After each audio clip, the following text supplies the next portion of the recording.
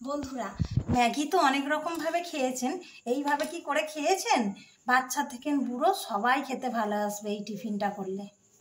ম্যাগিটা আমি গোটা পুড়ে নিচ্ছি, ডিমটা ভেঙে নিচ্ছি, পেঁয়াজ কুচো দিয়ে দিলাম, টমেটো কুচো দিয়ে দিলাম, বাঁধাকপি কুচো দিয়ে দিলাম, গাজর কুচো দিয়ে দিলাম, কাঁচা লঙ্কা দিয়ে দিলাম কুচো, নুনটা দিয়ে দিলাম।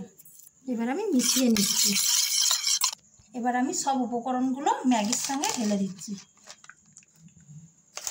আমি স্ট্যাবলার দিয়ে মুড়ে নিয়েছি। আজকে আমি মাটির কড়াতে করব। মাটির কড়াটা ধুয়ে নিয়েছি। এবার আমি জল ঢেলে দিচ্ছি। জল গরম হয়ে গেছে। এবার আমি সেদ্ধ করার জন্য প্যাকেটটা জলে দিয়ে দিচ্ছি। আমার সেদ্ধ হয়ে গেছে, ম্যাগিটা তুলে নিচ্ছি। প্যাকেটটা আমি কেটে নিচ্ছি, পলিথিনটা প্লেটে ঢেলে নিচ্ছি। আমি কি সুন্দর সেদ্ধ হয়েছে দেখুন, পিস পিস করে আমি এবার কেটে নিচ্ছি। আমার রান্নাটা কমপ্লিট হয়ে গেছে।